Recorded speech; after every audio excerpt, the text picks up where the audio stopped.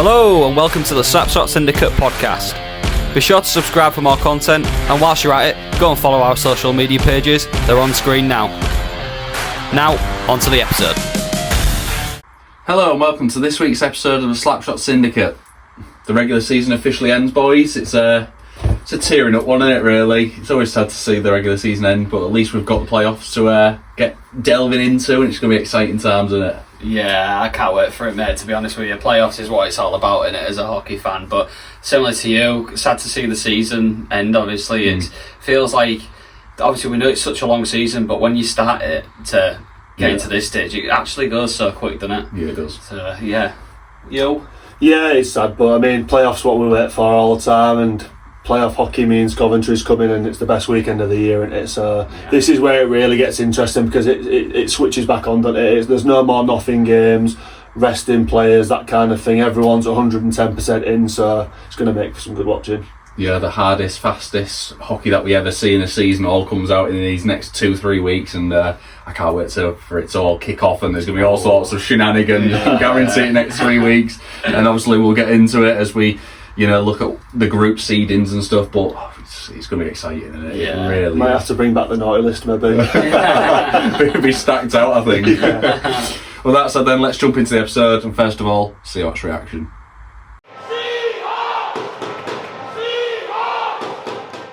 So let's have a look at what the Seahawks did this past weekend. It was a bit of a weird weekend, maybe a bit of pressure on us. The idea of finishing second, which would be a franchise high, but also against Peterborough away on the Saturday, big game. We haven't had the best of records against Peterborough this season, especially at their place either. But we went into the game, I think we was confident, wanting to get one back on them. Relatively, yeah, I think that's exactly it. This was time to right a wrong, to be honest. I don't think we saw this as a nothing game. I think we had to see it as, okay, we if we beat Peterborough, we would have beaten every single team in the recent months that we need to beat, or would have needed to beat coming into playoffs. So I did think this was more important than we thought, to sort of like squash that stigma around it. So yeah, good night for us. Yeah, so Seahawks taking this one 4-3. Very close on the scoreline and very close on the night as well. I think we all watched this on the stream, didn't we? And saw as it unfolded, and it was a bit nip and tuck and end to end, wasn't it? It was a good watch, to be honest. I quite enjoyed it. I think it was only later on in the game where I thought Seahawks maybe sort of went a bit flat, but start of the game, 2.5 minutes and we're on the scoreboard. What better start than that? Like you say, a bit of a hoodoo place to go and to take the lead. Jack Musil. Yeah, that felt a big moment, to be honest. I know it was an early goal, and you still got a long way to go, but it did feel like a bit of a moment that we needed. And if we started strong on this, then Peterborough had to bring it to us, and we knew defensively we can absorb that sort of pressure now. So I think that was a great goal. I can't remember exactly how the goal came about, to be honest. As far as I remember, I think somebody went across, like maybe coast to coast, and had a little shot, or dropped it back, and it was literally there. Musil just quickly slipped it, and it just went in the inside of the vein. It was a great finish. I think one thing about this game as well, and why the reaction was so good as well, is because we didn't know where the seedings would lie. So Peterborough could very much be a team that could have finished third, not to ruin the rest of the episode, obviously. So it was important to get that message sent early on, wasn't it? And I think with the like how prolific their first line's been previously and stuff like that, it'd have been easy for them to come at us and do the opposite. So actually, it shows a lot of character from the boys to go out there early and do that. Agreed, and I think we said in the home game, and it applied to this game. Like, it's very much a game of discipline for us against Peterborough. That's what I was going to go with, because if we let that first line fever take over in Peterborough, you can be 2 or 3 down before you even know it, like we've happened previously. So it was definitely a game of discipline, and I think we give away a couple of penalties here and there, but it wasn't anything too silly in my opinion. So I was quite glad that they seemed to go in with that attitude, knowing that there was more at stake than just silly little. There was, I think that was the biggest downfall in the home game, is the fact that we gave them like 3 power plays on that night, and they scored all 3, and I think went 2 or 3 down on that night, and it was just like, wow, we've got a mountain to climb now. And when we gave away the penalties in this game, we actually just marshalled it really well, and they didn't seem to really pose much of a threat. There were still chances, but nothing to really get overly concerned about, and I think they had 3 or 4 penalties on the night again here, and 0. nothing. They didn't get anything out of any of the power plays, which, you know, is really good and shows lessons learned. Really. I think the important thing is, like, you know, with a goaltender like Heiskanen, you've got to the only way he's conceding realistically is if you take his eyes away from him. So I think what our biggest challenge was keeping them away from the crease in them moments, and I think we did that quite well, to be honest with you. If they started packing the crease with people, like, that's when goals could have come, but luckily we managed to sort of absorb that and keep them well away from it. You know, the likes of even like Spraggs and stuff was probably more physical than I've seen in a long time. It was last night as well, to be fair, which we'll come on to, won't we? But yeah, all in all, like, a good performance defensively from us. Yeah, so obviously 2.5 minutes, as I mentioned, Milsel gets the first goal, and then not long after, 6 minutes, Emmy Svek makes it 2-0, a nice 2-0 lead. Nice. It was nice for Emmy to sort of have that weekend off in upon reflection. You know, a lot of people, you can never win if you're Matty Davis, can you? 50% of people are saying, yeah, it's great that he's rested because he's great for the playoffs, but then the other 50% are saying, oh, we'll keep him in the team and this, that, the other. But actually, it's worked out really well in this game because Emmy did come back and he seemed like he had a rocket up his backside sort of thing. You know, he came out, was looking really sharp, was really at it, and yeah, this was another one that was good for him, wasn't it? Because we need the Emmy that is on it and full of confidence going into those playoff games, because he'll be absolutely massive for us. He will indeed. I don't think he's had that much time off either this season. No, I think when you look at the imports we've had, he's probably been the least sidelined. Especially, I think he missed a game also. I don't know when Matty was. I think when we had the 5, he was the first one to get dropped, which at the time a lot of people were saying like, oh, is it spec for the chopper? Yeah, but you know, the return that he's got, actually, when you look at the amount of points that he finished the season with, it's been really good. Yeah, yes. So 2-0 up, but unfortunately, about 10.5 minutes in, Luke Ferrara, pretty much inevitable, that top line was going to score at some point, and they did, to make it 2-1 there. It was exactly what you said as well, wasn't it? I believe Yanni was in front of Heiskanen's eye line, and there was almost playing with the idea if it was Yanni's goal or Ferrara, but it wasn't. I think Ferrara just shot it from the blue line, didn't he? And it just zipped through everybody, and Heiskanen's eyes was taken away from it, and fair play. You know, Yanni's a very experienced player, obviously knows what he's doing in that respect, and you know, you can't really win on that goal. You know, they moved the puck really well, didn't they, to be fair to them? They did, yeah. So that sort of saw out the first period at 2-1. Not a bad scoreline to go in at the first break. Obviously, end of that period it was a bit to and fro again, and still feeling each other out. The second period came round, and it didn't take long for, you know, Peterborough to get back on there again. Cam Huff, you know, just once again adding to those records that he keeps. Who assisted, has it? It has to be Lackinen, doesn't it? You're joking. No. And Ferrara and no way. Yeah. No way. And I think there was a big chat about this, and I know that as we was listening, there was on about if Lackinen had broken the assist record at this point, and they only likened it to Sobchak last season with 86. And Lackinen was on some like 96, and I'm just thinking 96 assists. Crazy. That is wild. It is wild. And I know they mentioned it on the stream, but 43 years old. Fair play to the bloke. He's aging like a fan one. Yeah. Well, it's just more experience, isn't it? People look at it and think, okay, well, maybe they're betting past the prime.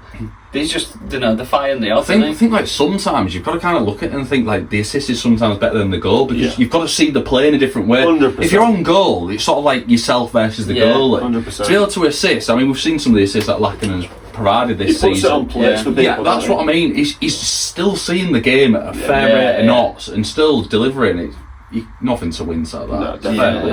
100%. Absolutely quality that top line. So that made it 2-2, and to be honest with you, this was the point where I sort of thought, Seahawks are starting to just slump a little bit now. I don't know if you boys felt the same. Into the second period, which is notoriously that second period, we just sort of we stopped getting forward as much and stopped putting the pressure on as much, and we started to, you know, see us sort of sit back a little bit, and they was pegging us back, and I thought we aren't going to get out of this. Like I honestly thought that was going to be the turning point in the game, and I thought we was going to lose at that point. If I'm completely honest, I was just watching like, they're going to go get the third and then the fourth. They could run right, but it didn't really play out that way. Fortunately, you know, both teams holding out quite nicely, and then we took the lead again. Josh Hodge. I mean, that great was shot, wasn't it? Oh yeah. I remember watching it, and he got it on the blue line, and sort of like where the camera was videoing it, you could see him. He just sort of slapped it. He just went top pocket. I thought, you know what, rate that. Yeah, he's got that about him as well. He does often have quite a dip when he can. Yeah. You know, when it flies in, you're a winner, aren't you? And he's got a few of those this season, which is quite nice. It's good to have that on the blue line. 5 goals this season. Yeah, that's good for him. Nothing to wince at that. Definitely not. You know, he's not the not sort from of a D-man that can seem to do more That's what I mean. He's not the D-man where you go, you're going to be the D-man that gets us the points as well as the forwards. He's known for his hard, aggressive play. You're looking at him for exactly shuts down players, mops up, is physical, can drop the gloves. But yeah, if you're adding goals from the blue line, what's not to love? And he's quite versatile in playing up and down the lines as well. If one night he wants to play on first line, fine. Third line, fourth line, fine as well. So. And he's got energy for days. Absolutely, yeah. He just never seems to look fatigued. Really. You see other people like bending over, constantly going, blowing, and he's just like, yeah, we're going for another shit. So yeah, much, you know, the same as the rest of the game. It sort of was to and fro once again. 50 minutes thereabouts. Louis Kinniston, you know, a name that's been floating around for a little while now. Massively impressed by his face-off percentage. He's very good at the face-off. He's very good at it. For such a young kid as well. Like he's one that I've sung his praises quite a few times, and he's one that to keep an eye on. Like I believe he's only still about 17, 18 now. You know, and he's physically he's quite small, isn't he? Like you look at him and you don't necessarily think, you know, stereotypical hockey player, but his technical ability and the way he can win face-offs and things like that is great. There's a lot of confidence in him though. He has been around like the past season or two now. He's like you say, he's a name. If somebody said it, you know, we know him from name. I mean, so it's good at that age, and he's able to just be thrown in the deep end, as it were. You know, against, like you say, some quite physical big lads. You know, he's still trying to fill himself out a bit, isn't he? You know, as he learns his game. But you know, nice goal from there, and I think he's definitely one for the future, isn't he? Yeah, he will, 100%. So there was 3-3 and you thought, oh, what's going to happen? You know, is it going to go our way? Is it going to go their way? And then the main man again, Emmy Svek, comes up clutch. And I think this one was an absolute ammo on it. I think I didn't actually see this one. I was too busy in the hot tub at this point. So, he was celebrating the win, really. I was doing big splashes in my hot tub. Doing bombs. Yeah. But I seem to remember, I think it was my old man was on about it. He said, oh, you absolutely shot that one. It was a right good shot. He's, you know, classic Svek. I can't remember it off the top of my head. It must have just been a typical Emmy Svek goal. On the power play as well, so you can imagine he's sort of got it in his wheelhouse and just wham. Nice for us to get a goal on the power play. Give the Peterborough a taste of their own medicine. You know, Matt has mentioned, and I think people have observed that we have, in recent weeks, a lot of our goals have come from like open play rather than power play goals. So that's going to be another important factor, obviously, for coming into playoffs. So to get one on the board, top for us really. So looking forward to see what they can do with that coming into playoffs. Obviously they've been trialling a few things, haven't they? So it's going to be interesting to see what they go with. Another sort of person I wanted to just point out is Johnny Corneal. Obviously another 2 assists on the night there. As we'll come into it, he didn't play on the Sunday night, so we can only hope that he makes the recovery for the playoffs. Cause, I think he's fine. I think he was just a precautionary rest. We don't need to play him, so let's just leave him. And you know, we was saying like we've noticed how much more he's becoming the guy for the team. And you know, if you want hard graft, you know, you always like his hard hitting. Arguably, he becomes the first name on the team sheet now, don't he? Because there's no factors with him where it's a bit like, oh well, this is his downside, or you know, he scores, he assists, he wins face-offs. His stats must be glorious because shootouts. He can do everything, can't he? You know, he really is just an all-round brilliant player. I think maybe it was quite a good idea to give him that little rest, because again, like, I know he's had a few injuries, hasn't he, in the last couple of months, where maybe just a few niggles. So, you know, to make sure he's absolutely ready, probably a good idea. To protect him, innit? So that wrapped up Saturday, and we moved into Sunday, where we was at home, and we played the Solway Sharks, which has provided a few decent games, hasn't it, in the season. You know, we've had the luxury of going to Solway ourselves this season, seeing their rink, and that wasn't such a great night for the Seahawks, was it? But we soon rectified it here, 6-4. You know, I think it was a bit of a ding dong, wasn't it? To be honest, you know, it was a bit chirpy at times, a bit rough, especially in that first period. Yeah, it had worrying signs like it could have all erupted at some point, didn't it? Definitely. I think Matty Davis said it like perfectly in his interview. He was like, in the first episode, he said, first period, he was like, I could just see it, thinking, here we go, like getting flashbacks from last season or whatever. Bristol all over again. It did have rings about it, didn't it, lads? Yeah, it was, like you said, it was a fierce game and started on a fly, like I say. So I think they took the lead 2-21, looking at that. Stewie scoring, you know, big fan of Stewie's, you know what you're going to get. Real nice finish as well, he sort of got it. He was quite close to the goal and then just shelved it past McLaughlin, who we have to mention did start for Seahawks tonight. It was good to see him in the net as well, wasn't it? It was, yeah. A good servant to the club for the last, 2-3 years now, is it? And obviously there's been so much talk about Heskey and, you know, the impact that he's made, but we've got to remember that Geordie played the first 2/3 of the season, maybe not 2/3, but you know, he played a large portion at the start of the season, didn't he? Like Matty said last night, I think he's been here from the start, really. So, you know, that's credit to him. He wanted, and he said, he wanted that win last night. Yeah. He wanted to come out and get the win for us. So, yeah, he's played a massive part in what we've been doing. So, credit where credit due. Absolutely.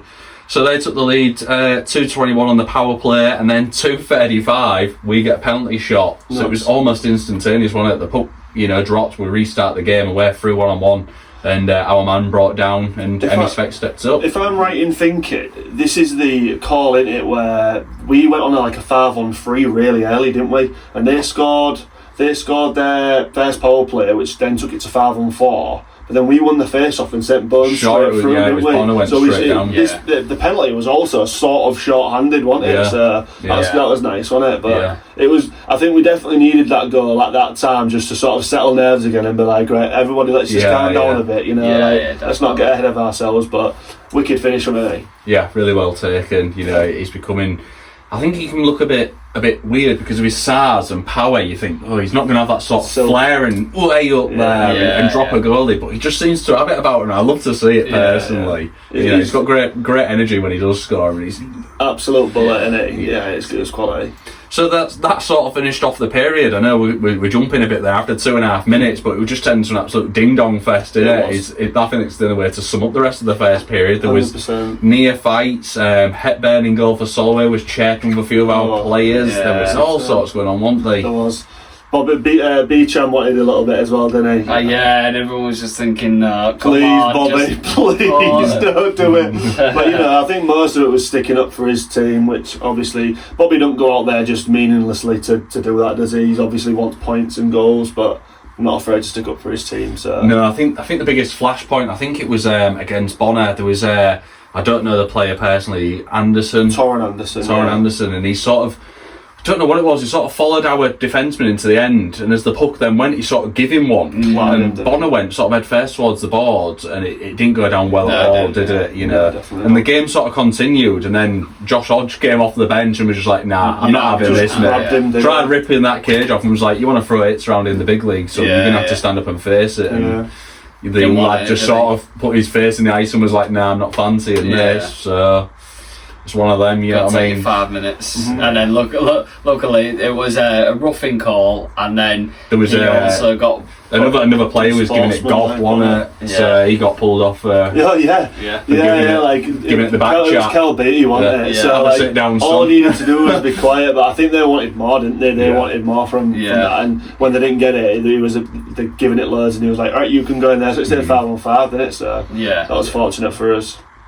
So that was that. The second period came round, and again it started really quickly. So less than 2 minutes in, Seahawks take the lead. Emmy Speck again, you know, having a really good weekend, and this was but again this reignited the fireworks, didn't it? Because correct me if I'm wrong, Emmy scores, Arsenault's in his way, like sort of glad, like pushes past or bumps past Arsenault, and then Arsenault just comes up behind him and like tries piggybacking and like jumping, and they all start clattering again, don't they? From my perspective, the way I sort of saw it is Emmy went in, sort of give it the, you know, dangles, flicked it in, scores, and then as he skates beyond the goal and as he like sort of turned round to see if his teammates coming to celebrate, Arsenault's in his face and he just sort of like, whoa, what are you doing, get back? And then Arsenault's just like, hang on a minute, and jumps in, and I was just like, why have you even gone near him anyway? He's scored a goal. What are you even getting? It was a weird one. And then, correct me if I'm wrong, but then Emmy got a roughing call against him because it did come together after that. Yeah. I get that, but I feel like I don't even know if Arsenal did that. Yeah, I think he did as well, didn't he? But I don't know. I think at this point, Emmy could have had about 2 or 3 roughing calls, and he should have been in a fight as well. He was after it. There was some stink up, wasn't there? Yeah, Emmy was at it. Yeah, it was. But I mean, that's what you're gonna get with a fiery player in a fiery moment, though. Unfortunately, it goes one or two ways of him, doesn't it? It either gets on him and it weighs him down, or it absolutely fires him up, and it did the latter, didn't it? Which was great. Again, though, Solway came back and started firing away. Dylan Murray, first goal as well. First senior goal. Looks quite good value, Dylan Murray, to be fair. Very nippy and like faster on the rink, wasn't he? So yeah, I thought that was quite good. That I think he signed a 2-way with Solway quite later on in the season, so not a bad pickup for them. Especially when they was running like 3 lines at one point. Like when you can get the extra players in, it's good, isn't it? Yeah, but a big congratulations to him getting his first senior goal. Big moment for him there. Yeah. Again, within the next minute and a half, Bobby Chamberlain then puts us back ahead. Yeah. The roller coaster continues, but it was good to see Bobby get a goal on it. Yeah, it was. Yeah, definitely. Obviously, he's been a little bit hit and miss, Annie, with don't know whether he's playing or not recently. Obviously we know that. I think his partner's due to. They mentioned it on the stream, didn't they? Against Peterborough, so when we do have him in the team, it's always going to be a benefit to us, and Bobby just does what Bobby does, doesn't he? So. Absolutely. One thing I want to touch on this is that this was a little bit of a different line, wasn't it? But this line worked really well. Jack Musso stepped up to the top line, didn't he? Because in the absence of Johnny Corneal. Yeah. And it was almost like what we're going to get from Moose, because usually he's like plays in the middle. He can do the centre role quite well, but. We usually see him on like maybe the third line or something like that. But he has gone up the lines on the wing a couple of times. But yeah, Musil, Svek and Bobby, like goal scorer and 2 assists there. There was real good value them 3, weren't they? I liked it. I remember saying to you 2 last night while we was there, like as much as we've seen like Ethan Hare, he's usually on the top line and we've missed him for a while after he's been banged up. But to see Moose on there, I was just like, ooh, there's definitely a contender here of I should be staying on this top line. I think Moose hasn't done himself any harm this weekend with his performance. 100%. So, fair play to him. And that's with Johnny to come back into the team as well, isn't it? Like, it must be difficult. Johnny must be there thinking, how am I going to get back in here? Somebody's having a worldie of a weekend. But then you put him on second line with Stallard and Bonner. Like, saucy that, innit? Yeah. No, the sort of new mix-ups have worked quite well this past weekend. It's been good. It's what you want, really, because if somebody gets hurt or somebody gets called or a penalty or ejected, at least you can go, right, we're just going to tinker with this, and it's not just going to be a cold one where people are trying to find their feet. There's already some connection there. No disrespect to Peterborough, if you lose Ferrara in the middle, it's like, instead in the middle of Yanni and I know they've got Dylan Lawrence and a couple of other good players, but it's not the same, is it? Whereas Seahawks don't have that definitive 3 where they've got to play well for us to do well. And there's so many players for the team now who are getting involved. And then we went on to score again, so this was 4-2, I believe.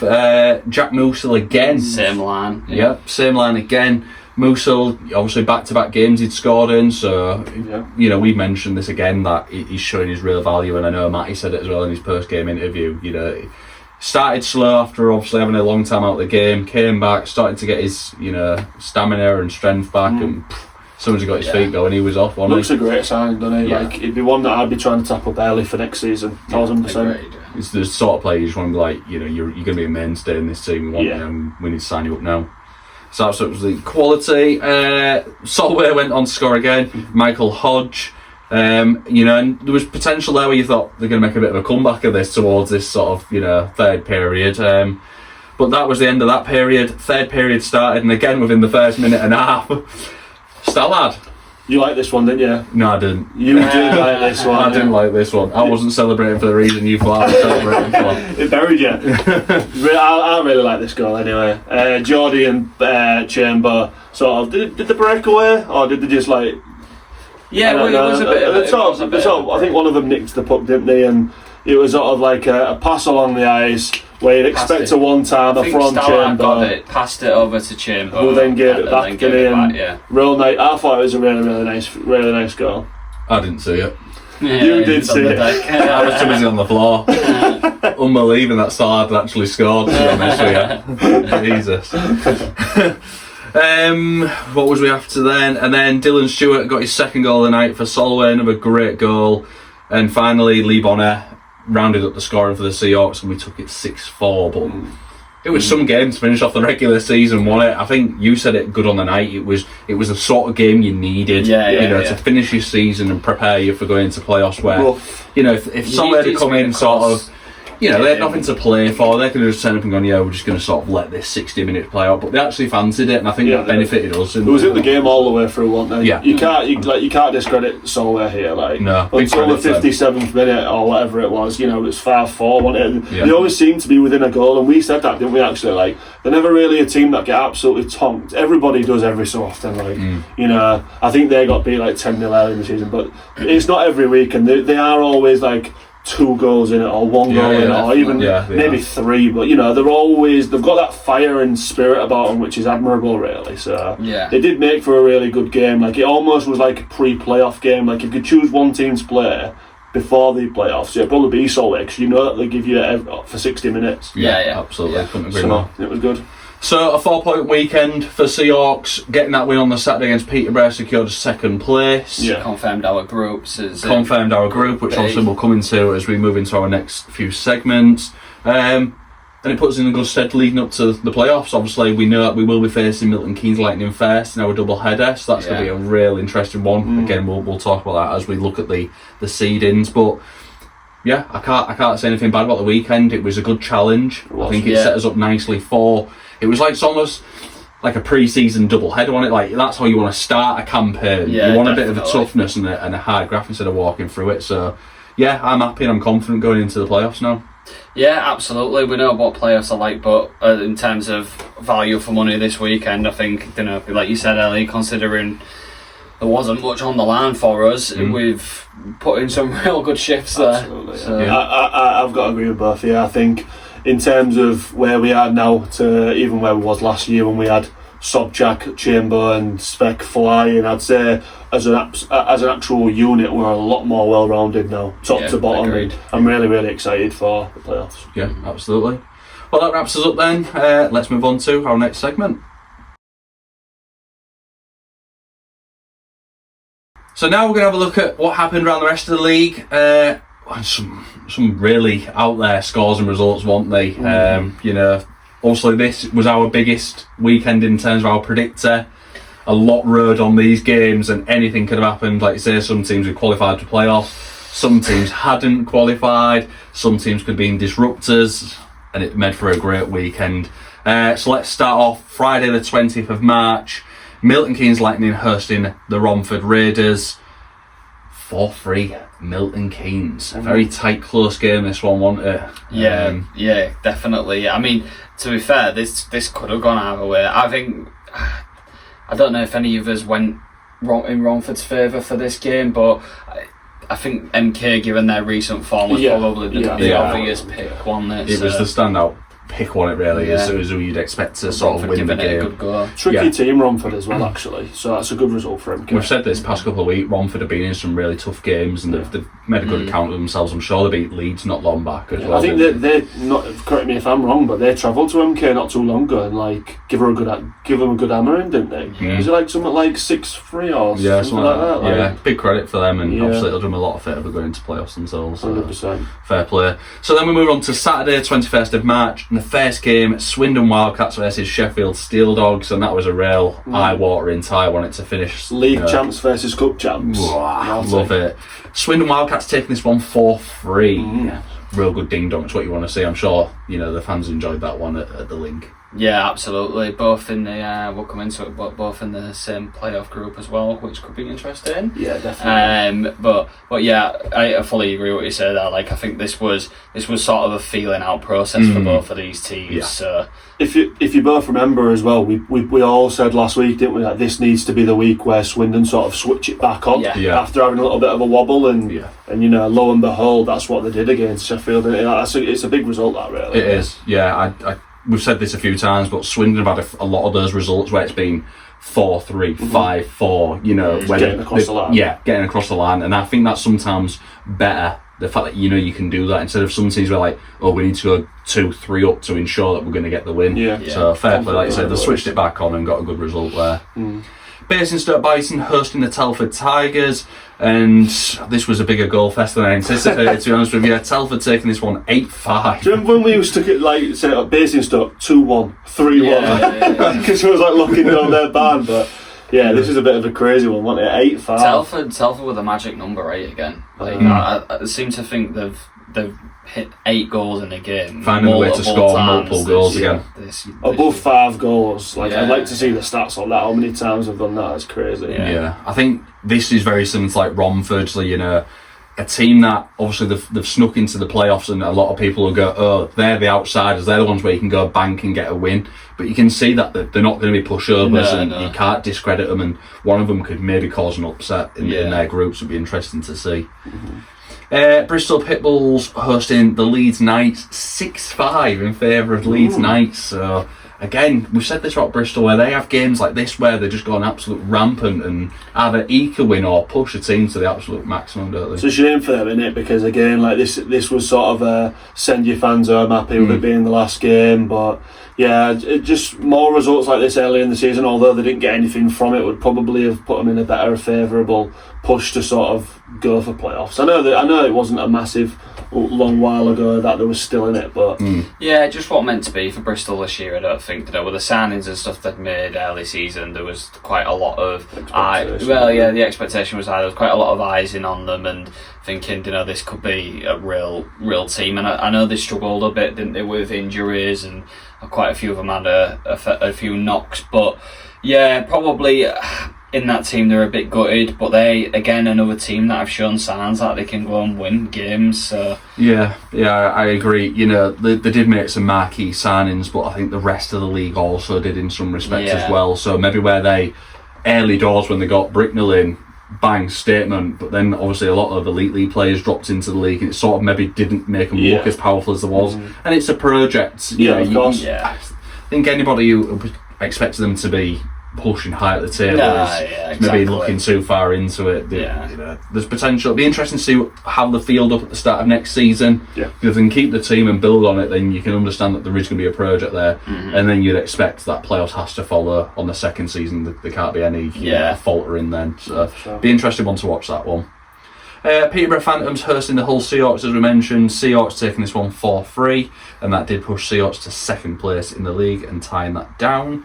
And the final game on the Saturday, Solway Sharks hosting the Milton Keynes Lightning. So again, another massive ding-dong of a game. MK taking that one 7-5. MK came back, I think it was 5-2 in this game. I was going to say, I'm sure Solway was winning at one point. So that is not the way Geordie Marr would have wanted to sign off, is it? But unfortunately for him, that is. They've done that a few times this season, though, Solway, where they've had 2 or 3 goal leads and they've let it slip, and I think that's going to be one of their biggest sort of turnarounds for the next season.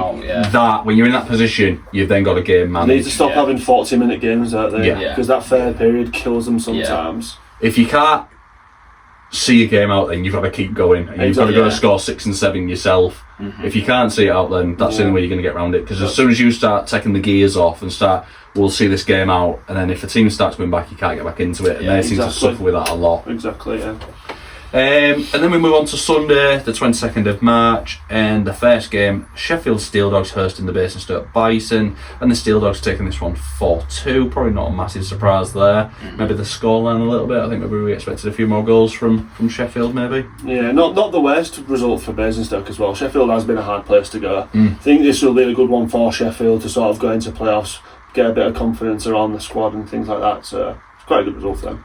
And the next one, Leeds Knights hosting Peterborough Phantoms. I think this one was sort of the eyebrow raiser of the weekend, especially for me. So Leeds Knights taking this one 5-1, which helps Leeds Knights to a 4-point weekend, if I'm correct in what I'm saying. And Peterborough a 0-point weekend going into playoffs, which is a bit wild for them with the sort of form they've been on lately. Wouldn't have expected it. They didn't have the easiest weekend with playing Hull and Leeds, but you'd have expected a couple of points, wouldn't you? But like you say, we're on the corner from playoffs, and playing Hull and Leeds, they're the games where you got to look and think, we're going to go in a head-to-head home and away shootout against these teams. Or Peterborough leading them into a false sense of security. You say that, but both nights they played all that first line fever. So. Well, I think the only good thing for Peterborough there is obviously they won't be facing either Hull or Leeds in the playoffs. So they'll be like, we've dodged one there, boys. So we'll have to mess about with them. Obviously, they've been in the same group phase as Hull and Leeds for the past 2 seasons, and it's really had to be eked out to get that final spot. So some credit to Leeds though to only keep them down to 1 goal. I know that as well. I don't really want to give away too many spoilers, but there's certain players in this Leeds team who had really, really good individual nights, which you wouldn't probably expect. But we'll leave that to the next segment. But to only concede 1 goal against Peterborough is really, really good, isn't it? Yeah. The next game, Romford Raiders hosting the Swindon Wildcats. So another eyebrow raiser. Romford taking this one 5-4 in overtime. Yes, this one, boys, I believe is Swindon's opener for playoffs next week. And what a message to send for Raiders as well, boys. Cole Cece didn't play because he was rested, and I believe Andrew Coxhead didn't play. So they only played 2 imports in this game, Romford, and they still came out on top. That's an interesting one, isn't it? There's a stat for you. Like, if you go into that first game, next weekend, and Romford do that again. Cece's back, stands on his head. Imagine if that goes to overtime, so both teams pick up a point, and imagine if Romford get a win. It's not look at the stats. It's not unusual, is it? But this is what I'm saying. The likes of Telford and Romford, where people are like, they're just making the numbers up in the group. They're not expected. They're going to have a go. Yeah. And if that's your first game, that's why I think, in some respects, looking at the fixtures, it's like us. We've got Milton Keynes first, which obviously we'll come on to. I think having Telford or Romford your first games sets you up as a bit of a, we can't mess this up. Like, we've got to make a statement here. You can't look past any of these teams in these groups. No, you can't. Absolutely not. Hull Seahawks hosting the Solway Sharks, as we mentioned, 6-4 victory for the Hull Seahawks. And the final game on Sunday was Telford Tigers hosting the Bristol Pitbulls, and Telford hitting 7. 7-4 winners. 15 goals this weekend for Telford. Yeah, that's big, isn't it? That is big. Thank God they're in our group. Yeah, well, it's again, like you said, that they're managing to score goals again, which is the last thing you want. Yeah. Especially, I know they're conceding goals, but if they're going to keep the firepower up, then you're just not going to be confident, are you? No. Yeah, I think, again, Telford and Romford are going to make for entertainment opponents in this group phase. So that finishes up the fixtures for the weekend. Let's have a look how the standings fared up to complete the season. Bradders, I'll come to you if you want. Yeah, so as it finished then, Swindon Wildcats, as we all know, first position and champions, 54, 83 points. Hull Seahawks in second, 54 played, 71 points. Leeds Knights in third, 54 played, 69 points. Sheffield Steel Dogs ended on 67 points. Peterborough Phantoms in 5th ended on 64 points. Milton Keynes Lightning in 6th ended on 63 points. Telford Tigers in 7th ended on 61 points. Romford Raiders in 8th ended on 53 points and the final playoff spot. Solway Sharks in 9th, 42 points. Bristol Pitbulls in 10th, 41 points. And Basingstoke Bison in 11th with 39 points. All in all, good season. Yeah. Before we move on to the playoffs, boys, should we just give a quick shout out to each of those bottom teams had a player who retired this weekend. So just want to wish a happy retirement and a congratulations. Firstly, for Solway Sharks was Geordie Marr, someone who's obviously played for Hull previously, and I know your old man was a big fan of him. Yeah, he was. Yeah. For Bristol Pitbulls, we had Josh Batch, so obviously very storied career GB player for a long time, and obviously came down from the Elite League to play for Bristol this year. And Tom Relf, actually, who was a bit of a surprise for me. I don't think he's the oldest player. Obviously played for the Raiders last season, was very important for them, but yeah, returned to the Bison this year, and he's announced his retirement. So congratulations to all of those guys. Probably not the way that they want to sign out, but happy retirement to them. Yeah, I think the one thing I want to mention as well is that nobody got massively left behind in the league table this season. Absolutely. You look at even the bottom team there was still only 2-3 points between. It's made for great watching as well. Yeah, there's nobody who's been, completely dead and buried, barely won any games. It's been good, to be fair. I really like it. And also a big credit to Swindon. I know they've been a bit off it the past few weeks, but still finished with 12-point gap, which it's class, that, and it's still 6 wins in it. So just shows the quality that they've had and rightly deserve to be winners. So if we look at the playoffs then, Bradders, go on and line us up with these groups. So in Group A and confirmed, we have Peterborough Phantoms, Romford Raiders, Sheffield Steel Dogs and Swindon Wildcats. Shall we go through that one first? Yeah, I think it's a good point. We just crack on with each group and look at how it's going to go. So, boys, looking at this, I want to know who you see as champion of this group. I think it's pretty hard to look past Swindon, in my opinion. I think we know what they've done. We've just mentioned how ending the league 12 points clear. Yeah. They can see games out. They've got scoring ability for days. Yeah. I think it is going to be hard to look past them, and this will be a real.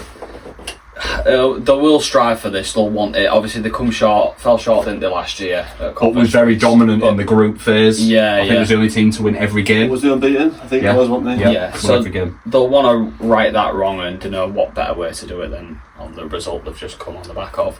Yeah. It's hard to argue there. My eye did sort of wave to Sheffield just because of what they did in the cup.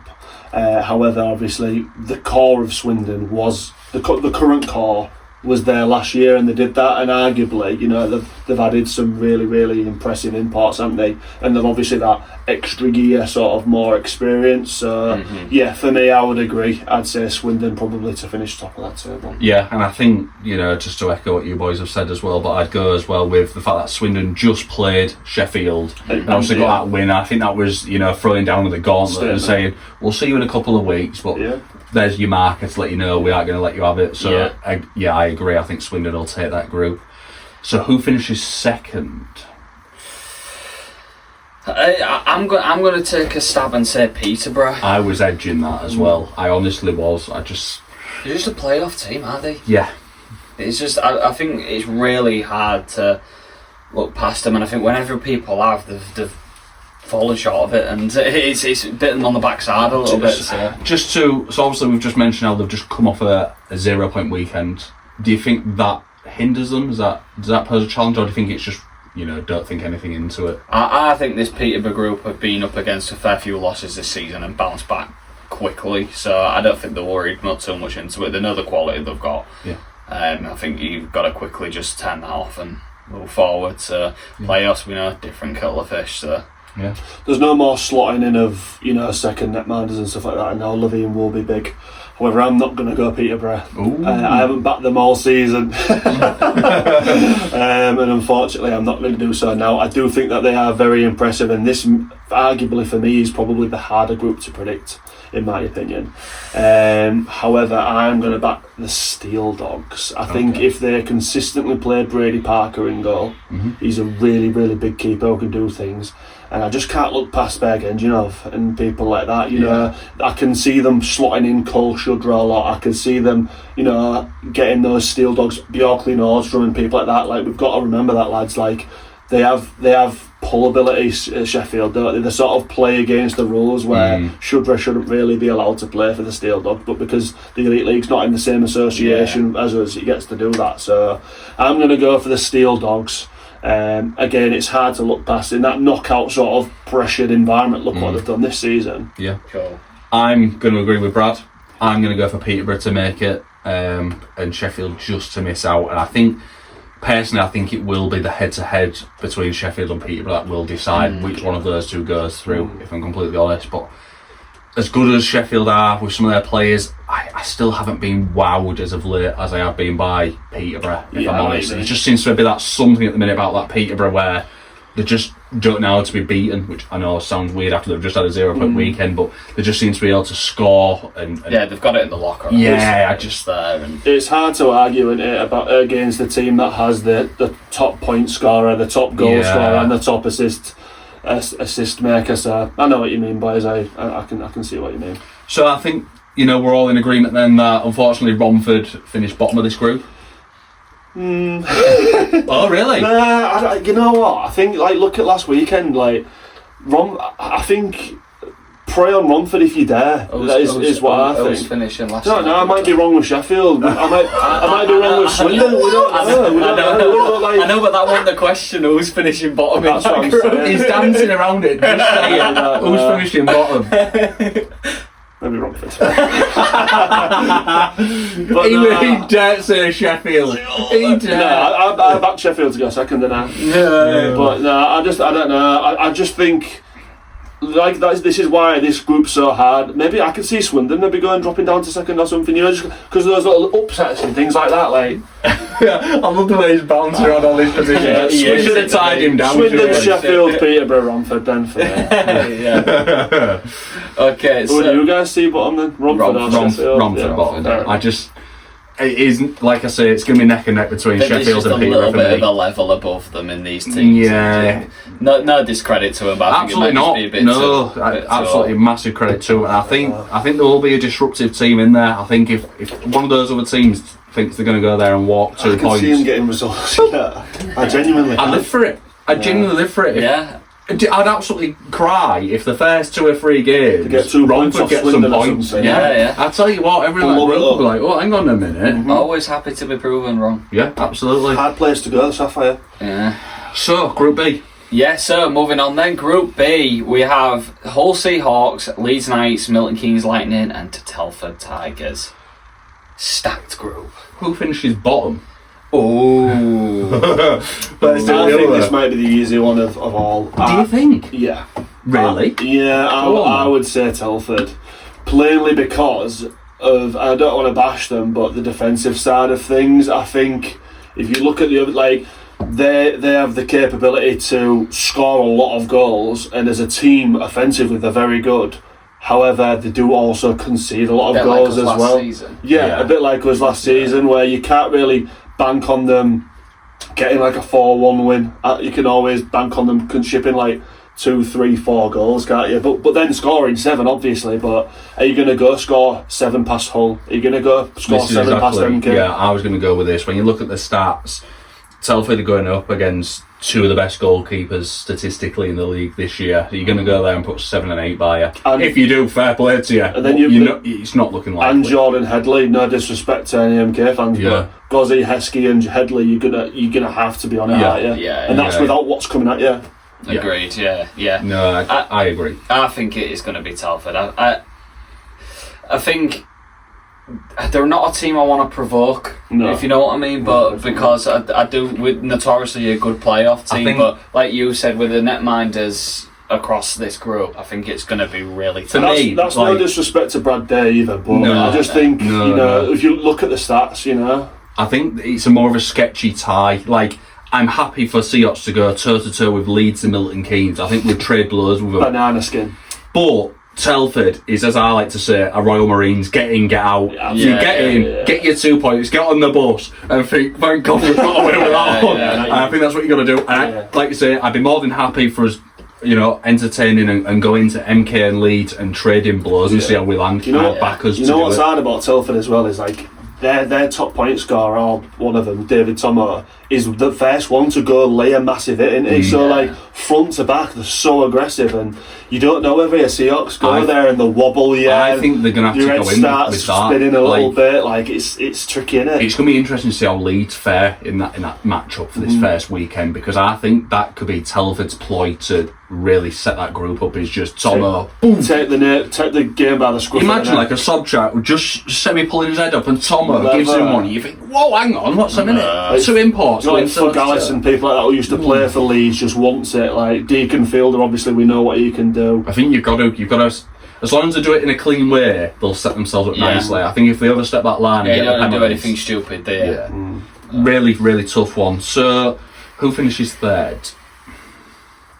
Leeds. Any advancement on that? No, unfortunately not. I would go Leeds as well, which seems crazy because we're betting against Sam Gospel here, but I just think injuries is just really hurt him this season. Don't know if Kieran Brown's going to be back now. I think on the Saturday night he got a bit of a daft penalty, didn't he, which got him ejected or something. But it's gone to Dops. Might not go through or whatever, but he sat out on Sunday night, which could be a factor. But then like it's great for Leeds' future, but like this on Sunday night they had a 16-year-old on top line with Sobchak and Finn Braid, and it's a bit like, I don't know, like a little bit. You know, they've got these players like Pokodzi and Endicott and Payton and Sobchak and Braden who are getting them through, but I just don't know whether, you know, the wheels fall off eventually and they succumb to like an odd result here and there, which then sort of puts them in the middle pack. Yeah. You know what I mean? I completely agree. I mean, you know, if we look back on the past 2 or 3 episodes, I've danced around the fact that they don't make it, and I'll stick to what I've said then. I don't think Leeds will make the Final 4 for the first time in a long time. So with that in mind then, are we all going for the same prediction in this group? I'm going to back us to top this group. Yes. So Hull first, MK second. Yeah, I agree. So yes, all the same prediction. That's going to be interesting. So if we're saying that, then it'd be Leeds night, Milton Keynes versus whoever finished second in the first group, and then Hull Seahawks. So for me then, that would be MK versus Sheffield. For you guys, that would be MK Peterborough. Yeah. And for me, it would be Hull Swindon. For both, it would be Hull Swindon, wouldn't it? Unless Swindon top their group. No, it wouldn't. If Swindon top the group, it'd be second place versus us if we win our group. No, I'm getting that wrong then, aren't I? Yeah, so Seahawks would play MK Swindon, Peterborough versus Sheffield. Yeah. Sheffield, yeah. Yorkshire Derby. First game of Final 4. Oh. Love that. Yeah. Some ding dong that. Well. And who's going to win it? All to be revealed in a future episode. Yeah, not yet. It's barely. So that wraps up that then, boys. We've had a good look at that. We'll leave it there and have a look at our team of the week, shall we? Yeah.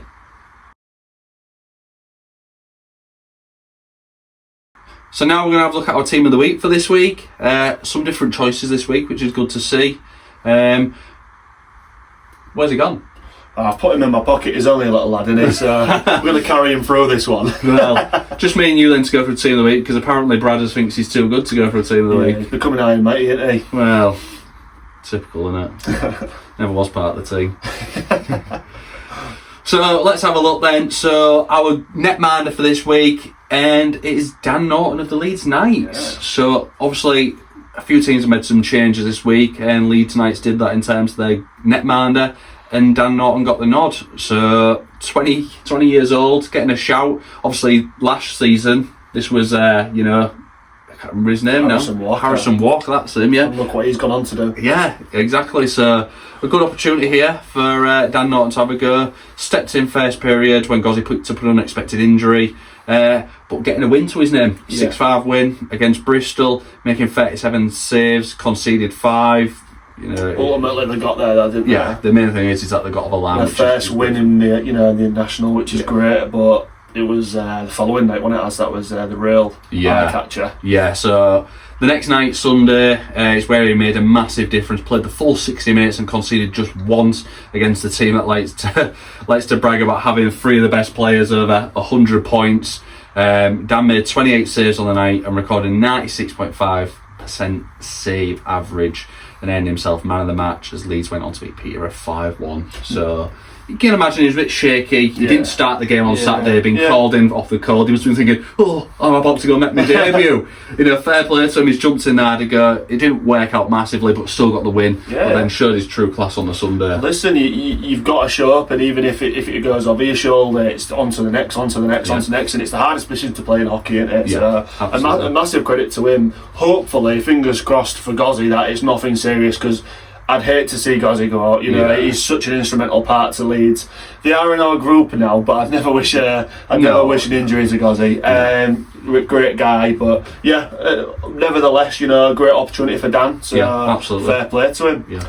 So our first defenceman then is a Telford Tiger and one of the friends of the podcast, and it is Deacon Fielder. So Big Deeks returns to our team of the week for the second time this season, and he switched it this week, wasn't he? Using his fists, he was really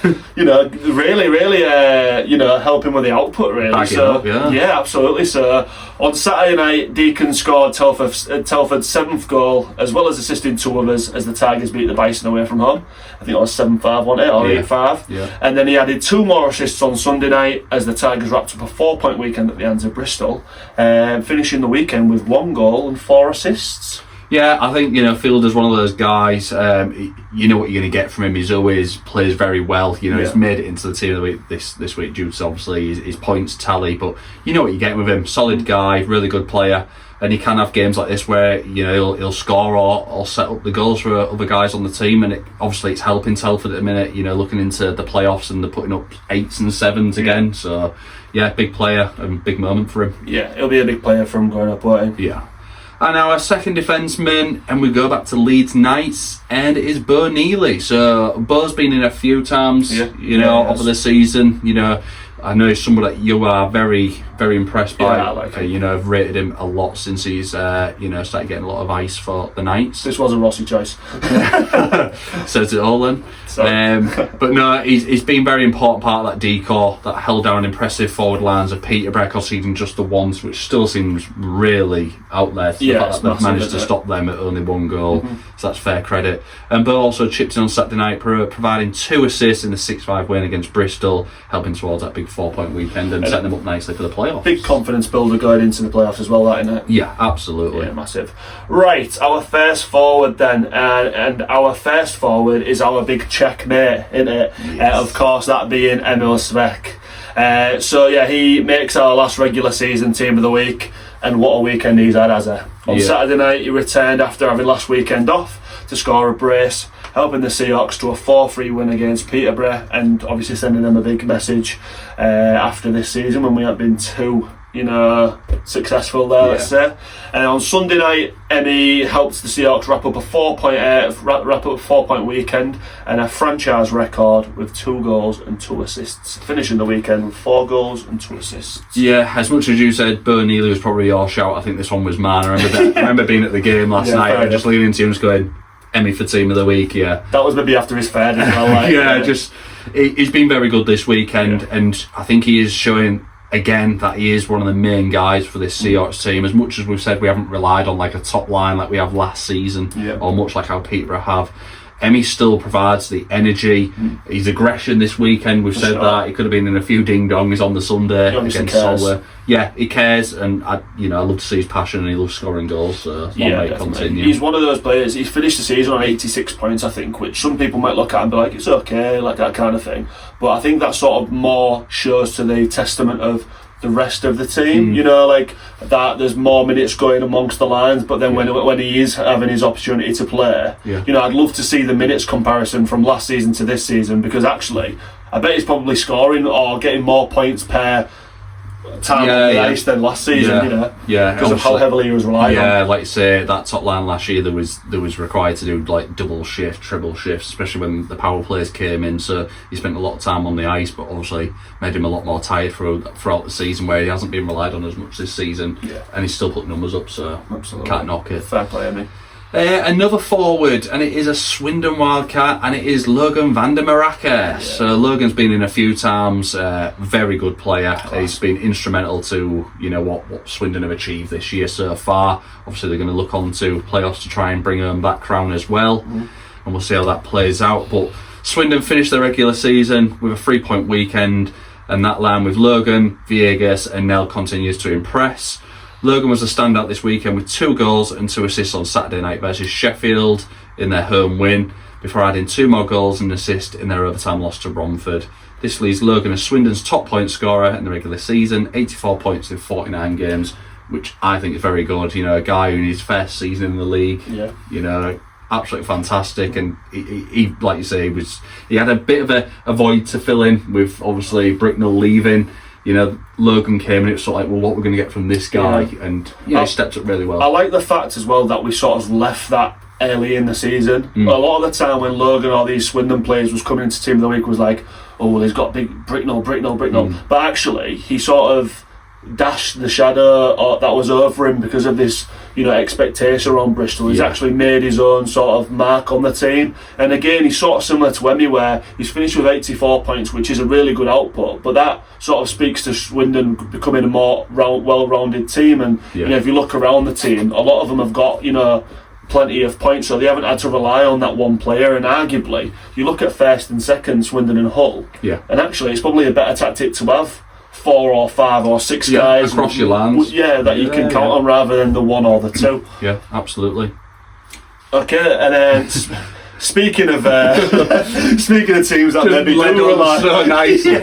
Sorry everyone, but this last player is going to be someone who perhaps their team does rely on him a little bit. So we are going to go to the Bristol Pitbulls, and we are going to go with, of course, the man, the myth, the legend, Jake the Snake Bricknell. Yes, it was a tough weekend for the Pitbulls as they finished their regular season following missing out on the playoffs. One man who was adamant in finishing strong was Jake the Snake.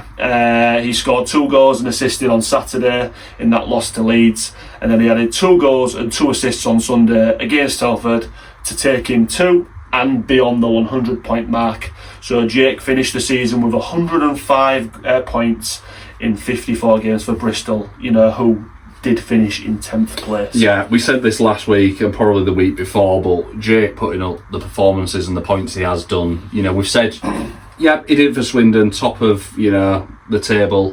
To go do it for a team towards the bottom of the table shows this guy has some serious sauce about him. He does, absolutely. And he's one that, I don't want to speak disrespectfully to Bristol fans or team here, but he sort of put himself in the shop window for me. He might be invested in this Bristol project, and fair play to him if he sticks around next year. I know he signed a multi-year deal with Bristol, but that's about as transparent as a wet paper towel in this league, isn't it? Yeah, that's it. I don't know what is in store for him next year. I think the fact that he signed multi-years shows that he's keen to stay in this league, and when you've put up 100 points for the last 2 years, why move somewhere else? If he stays with Bristol, I'd be interested to see what they do, but they really need to build this team around him now. And obviously Dunny, if Dunny sticks about as well. Yeah, so. I'm still going to go out on a whim, and I wouldn't be surprised if he ended up somewhere like Leeds. Yeah, and it's scary to think about that, isn't it? Like a Bricknell, Brown and Sobchak line or something like that. Like that could be really the next step for them, because I think Leeds have a bit of rebuilding to do next year. They do indeed, yeah. So. I think it'll be a good time for them to have a look and see what they can bring in and how they're going to set themselves up. They haven't really had that guy this year. When Brownie's been injured and sort of out of the game, they sort of struggled a little bit, haven't they? They have at times, yeah, definitely. A few honourable mentions just to finish off the season. Got quite a few. I think the Telford boys really mopped up on this one. So we have Eric Henderson, David Thompson, Patrick Brown and Scott McKenzie, who all had 5 points this weekend each, so that's really good. Yeah, Dylan Stewart of the Solway Sharks was all really impressed. Yeah, you definitely mentioned him, didn't you? 4 goals in this weekend. Big fan of his work and what he does. When Solway have added a few extra, imports throughout the season, Stewie was always really there from the beginning and sort of carried the team. So he's been the one consistent one, really, and with Arsenal, they started with Ossick and Bolton, didn't they? And obviously they both departed, and Stewie has been a really good solid presence for him. And Yanni Jokinen, I think there'll be quite a few people who'll be quite shocked that there isn't an MK Lightning player in this weekend, but it just basically came down to individual performances, I think. But Jokinen, one that I know on Twitter a couple of people have been quite critical of him, not outputting and lack of numbers, but 3 goals and 2 assists this weekend is nothing to dash, really, is it? No, absolutely not.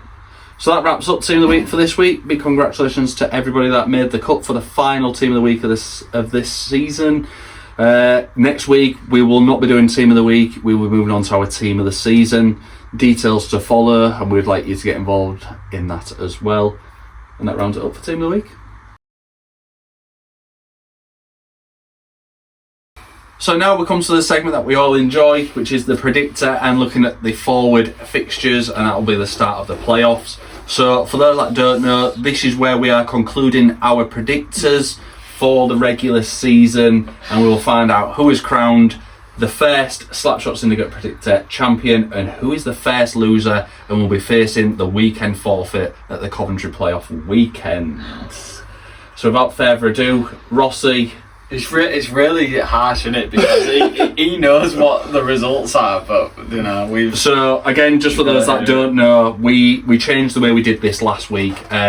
We all went home instead of talking about the fixtures live in our episode, and we all agreed at a set time that we would drop our predictors in, and we looked at each other and was like, "Oh, you've done this, you've done that." 9 a.m. Tuesday morning, wasn't it? Yeah, and you know, sort of. It went to a bad start for you too, compared to me. So we know straight away because I couldn't wait to rub it in your guys' faces. But the Friday night game, I got the correct score straight off the bat, and that set us up nicely for the whatever happened for the rest of the weekend. But Rossy, it's time for you to give the news out, mate.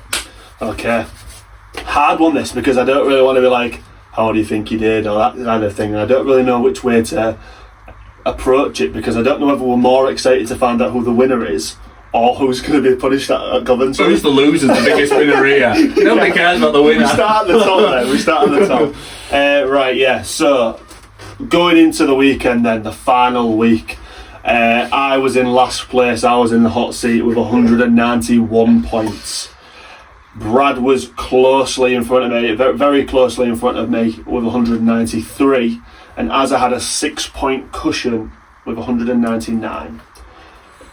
So obviously, as I said, it didn't go to the best of starts with me and Brad, because me and Brad, when we both put our predictors in, we looked at each other's scores, didn't we, Brad? And I think we had maybe 3 of the same results. Yeah.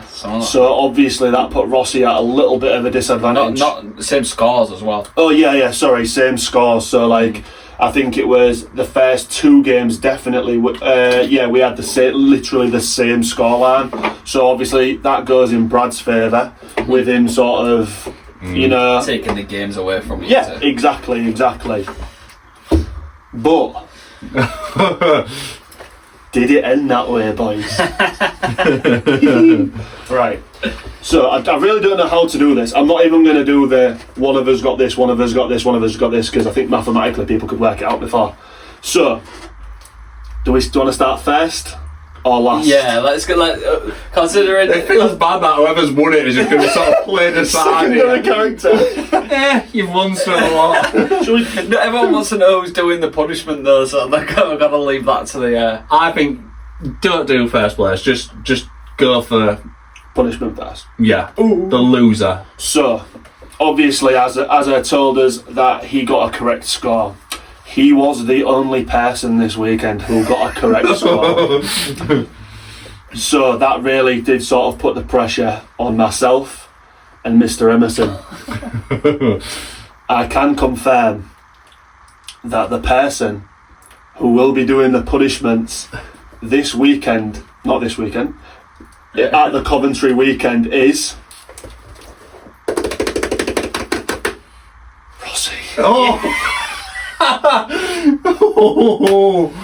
Unbelievable. I just need a minute, lads. Hold on a second before I carry on with this. I've been like that horse at the back of the race. I just slowly catching up towards the end.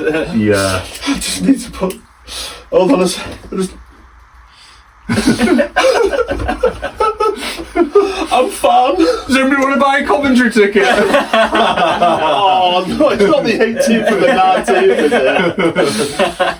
I'm not tearing up under these glasses. It's just the light's quite bright in it. Dusty in this shed. Yeah. Unfortunately, I ended the week with 8 points, so that I didn't even meet the 200 club lads. Oh. I finished on 199, which was my ears up.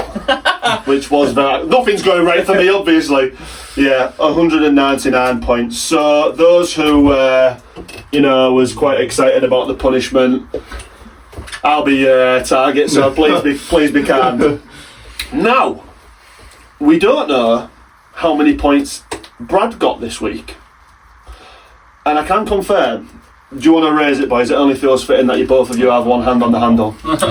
Come on now. The winner of the 2025-26 Slapshot Predictor is, drum roll again, Azza. Well done, Azza. Well done, Azza. Fair play, mate. Fair play. So, Brad has got 9 points this weekend, and Azza, you did finish top of the pile with 10 points. So that finishes our table. Me in last place with 199 points. Brad with 202 points, which is very admirable. But Azza finishes on 209 points. 200 club. Easy work. Nice one, lads. So, do we let the people know what your forfeit is going to be? Yes, please. I want to know what my forfeit is. So we toyed around a little bit with this one, haven't we? So the initial thoughts that I sort of came up with was, we know a few people who are fans of the podcast that are Leeds fans, and obviously it being a Yorkshire club and our rivals. One of those was going to lend Rossy a Leeds Knights jersey, and he was going to go in the Leeds Knights block and start rallying the troops, shouting Leeds Knights while walking up and down the stairs. I can confirm that's not the punishment. Thank you, because that'd be horrible. It does get worse. Oh, good.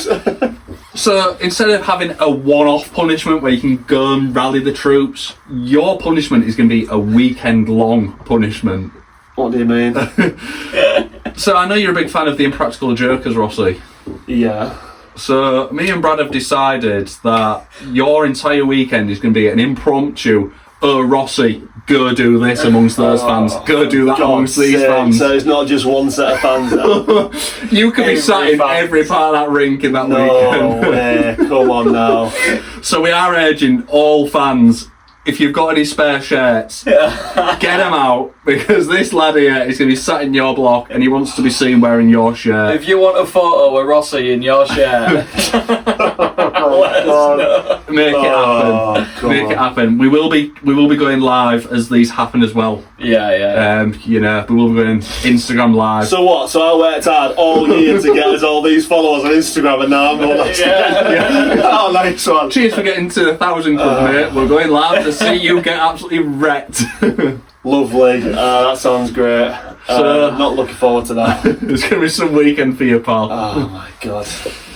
You'll sort. We'll get a couple of drinks down. You get that liquid confidence. Some Dutch courage. Yeah. A couple of sherbet lemons down here. We'll be right as we're stood laughing the other side of the camera. I know, thank God. This is gonna be. I feel like it is much better this side of it. I feel great. Just like throw out. I feel like because we've got 4 weeks as well, you two are going to come up with some real mean, horrible stuff there. That's not the worst thing. The fans have now got 4 weeks to think of how we're going to get him over the weekend. They can, guys, please. So that's going to be your forfeit, mate, unfortunately. So brilliant. We had to make it worthwhile. Suck it up, Buttercup. I'm sure you'll have a great weekend all the same, mate. So don't know whether I'm looking forward to coming to now. Still time to sell your ticket. Easier way out. With that said then, and the predictors ended, we're still going to look over these playoff games and have a bit of a chat about who we think is going to do what without the pressure of trying to guess them, because I think it'll be a nightmare to do it. So let's jump into it then.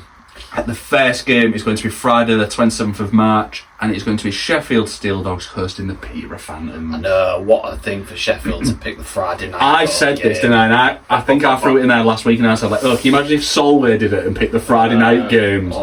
Sheffield have gone down that avenue, and I do not blame them at all for this. I think Peterborough's not massively far away, so it's not the worst, but it's still Friday night travel. It is, and it also allows them to have full reign of whoever they want in their team. There's no Steelers games that are clashing, so they're going to have full squads for every game if all their home games are on Friday night. So it's quite an intelligent move there, I would say. What we thinking, boys? Well, my opinion obviously means so, look at this position I'm in, so it doesn't matter what I think. I don't really know. I don't know how I see this playing out. Honestly, it's going to be real. Initially, when I looked at it, I thought an away win for Peterborough. Yeah. Peterborough to take night one, but I just don't know. I'm going to throw it in there. I'm going to say Peterborough are going to pull off a naughty one here. Do you think? Yeah, I do. There's just some gut feeling telling me Peterborough was going to win it. I personally would go for Sheffield. I don't know why. Probably why I'm in the position I'm in. I just think because of the fact that they've got so much, so many players at their disposal. I think that's the only thing that sort of, if they take advantage of like when the first line out on the ice and you really go at them, but then you've got Lavie and go, haven't you? So I think we know it's going to be a close game. But I'd like to see Peterborough at least take a point from this. Mm-hmm. Like if they take them to overtime and take a point from it, it'll be massive for them. But maybe Sheffield, just edging it. So we move on to Saturday, 28th of March. Hull Seahawks hosting the MK Lightning. So I think across the board we're all going to admit that Seahawks will win this. Mm-hmm. To what degree do you think this win would be? I think it's got 5-4 or something written. I don't think it's going to be as it was last time, where Seahawks sort of went into third gear and sort of ran away with it. Do you remember? Yeah. I think I think the same. I think it'll be quite a close game, but I think Seahawks just to pip it really. Mm-hmm. I think MK will be the team to sort of come at us and sort of be the ones to really get the goals past us and things. I agree. I think this is a important moment for Seahawks at your own barn. To get that playoff run started right, you need to do it, and as three passionate fans, it's going to be a stressful night for us, isn't it? Let's be honest. Yeah, it's going to be great. It's what we paid our tickets for, isn't it? Swindon Wildcats hosting the Romford Raiders. Swindon for me. Yeah, but another very close one. I think it'll be the same as what we've just seen. I think it'll be like a 5-3 empty netter just to make it 2-goal gap. I think Romford will go at them. I'm sorry that I was a bit quiet there, boys. Every time you read a team out, I'm imagining myself wearing one of their team shirts. It's not good. It's just not good. Just think of a nice collage of just you in every team's jersey. No, thank you. But I agree. It'll be like a 4-3, 5-3 to Swindon. Leeds Knights hosting Telford Tigers, and this one's is hard. I think this is harder to predict than you think. I'm going Tigers on the basis of potentially Gospel still injured and Brownie potentially banned. Yeah, I think those are defining factors, and I think if it's flipped the other way and both of them are there, would you back Leeds? Just. I still think Telford are dangerous. I'm just really standoffish with Telford at the minute. I just don't know what we're going to get. Personally, I think Telford could take it to him. I weirdly, I sort of hope they do. On just the entertainment value. No, surely simply on the basis that we've got Leeds next week. To play a spoiler, but then does that then put a rocket up their backside to come and get some off us? Potentially, but for me, I just feel like that puts us in a stronger position if we win this weekend over Milton Keynes. I think so. I think if Leeds are chasing it, that might put them at risk. Yes, that's where I was in the same thought process as you there. They've got to go for something where we're like, we've won our first 1-2 games. So you've got to step on. Without sounding bad though, it makes me almost not fear Leeds, but maybe Brownie. Maybe Brownie is out for 3 games, but then he comes back to us and he has to be the captain or the guy to be like, right, I'm going to pull us through, and he has a weldy. Do you know what I mean? Like, this is playoff hockey and this is what we love, isn't it? But there's so many factors. I'm going for Telford. I think Telford are going to win this. I personally would go Leeds, but you won the Predictor, mate, so you're Leeds?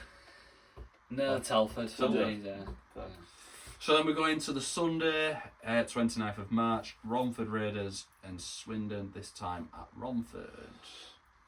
He's going Romford. What happened this weekend?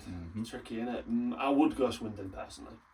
But I could see it being like even an overtime. I was just going to say, I'm going to lean towards Swindon, but I think it's going to be an overtime, and I think it could be a big point that for Romford. If you're a Romford and you get that point, who do you target for most points elsewhere in the group? Are you then trying to go after Peterborough or Sheffield? I think they can nick a point off Peterborough. Yeah. Also, weirdly, I think Peterborough are very good against the top teams, but what are we saying is the threshold? Like, how many points do you think you need to be in? Usually 7 in it. I think you need to 7 points. Win all your home games and nick a point away. Yeah. Eight is. If you get 8, I think you're thinking I'm there. I think I agree. I think a double header and 2 home wins would get it. Three home games and an away game. You win that, you're laughing. You know what? I really would. I wouldn't count Romford out at home. You know, they are quite strong there, and they fill up the rink, I think, quite well. Yeah, it'd be an interesting one. Yeah. MK hosting Hull Seahawks. What are we thinking? Seahawks again? Seahawks for me. Yeah. I think this is going to be one of them jobs like you said about Telford is get out and get on the bus. There's just something that I can't pass by Milton Keynes, which it's not just a normal game where I can just like, oh yeah, Milton Keynes are going to win it, but there's just something telling me. For me, like if there's one game that you're like that I wouldn't give away, let's say. It's hard to predict. You know, like if I personally, no disrespect to Telford, I would probably, if I was Seahawks, be eyeing like a double header, 4-point weekend there, and trying to beat MK and Leeds at home. Then if you sort of do wobble and fall away in an MK game, it's not catastrophic. Yeah. You know what I mean? And it, like I say, if Leeds that turn up on a night, you've still got the 8 points, which sees you through, doesn't it? I'm very similar to you, and I could just. But on the flip side, look at what Seahawks have done in the last 3 months. Like they've been everywhere and done it, haven't they? I know, but it's just got to be on that night, hasn't it? And we're going to have Esky back. I'm still just thinking MK might take it. They are in some real good form, aren't they? If we can get out of that 4 points, I'm going to be over the moon straight away. Yeah, that'll be a good start. Great. I mean, I think 1 win, 1 loss isn't the worst by any stretch. But if you get both wins, if you get 4 points out of the first weekend, and you only have to then look for that 3 points for the remaining 4 games, puts you in a really good position. It's those other games like the Telford and Leeds. If they was to win 1 each, like even if we lost one, you'd be like, oh, we're all still on level points here. It's nothing to worry about. Whereas like if Leeds sort of like got 4 points and we lost 1, won 1, I'd be like, oh.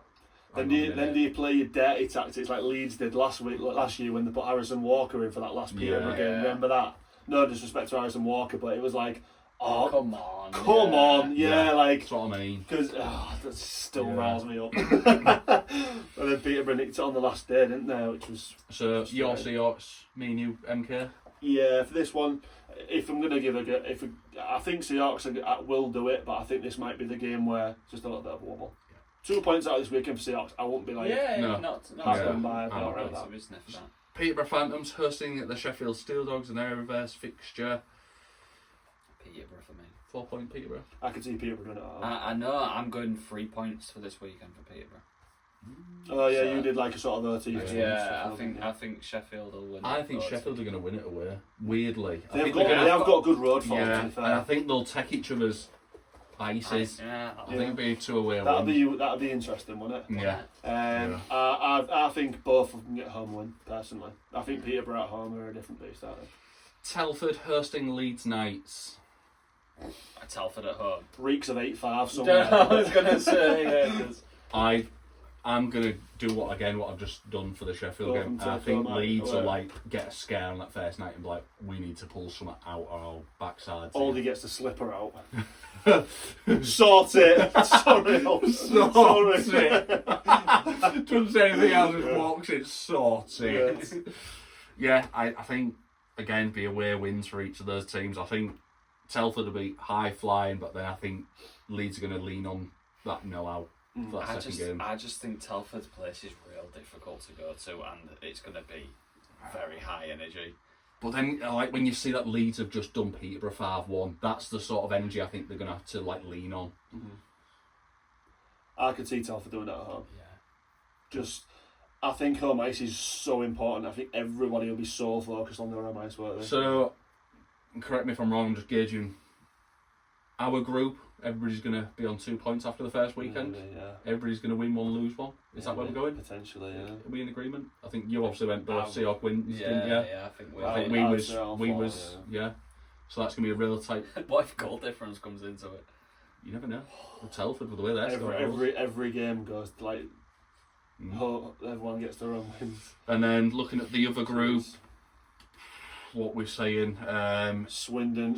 I went Swindon, sort of Sheffield. So I think we all go Swindon to get Romford 4. be bottom potentially with nothing. Swindon 4 points, and then Peterborough and Sheffield to be on the same points potentially with a win each. Maybe a 3 points. For Swindon, it's going to be close again, though, isn't it? I think that's how it's shaping up, which means that'll be all to play for after weekend 1. Should make an interesting one, shouldn't it? Let's get into it, shall we? Yeah. I'm ready for it now. You look like you're ready to go now. I'm ready for it, definitely. Well, that wraps up this week's episode then, fellas. Regular season done. On to playoffs. Yeah, getting into the good stuff now. Nitty-gritty. Yeah, absolutely.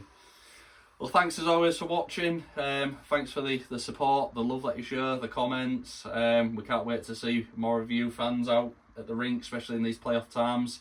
Might be hostile on the ice, but surely it won't be off the ice. We can all stay friends. Please. And Rossy's on his countdown now to his upsetting weekend at Coventry. Yeah.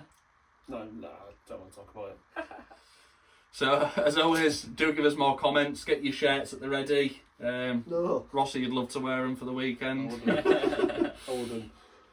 No offence. Let's go. And we'll put the details on for our team of the season for next week's episode, so you can join in, which, we'd love to hear who you think makes the cut, and if you want to disagree with us, it should be an interesting one for us though, shouldn't it, fellas? Absolutely.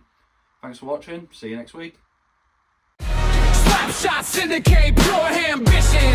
3 mics, 1 mission. Azza and Rossy, yeah, that's the crew. Dropping knowledge, what you gonna do?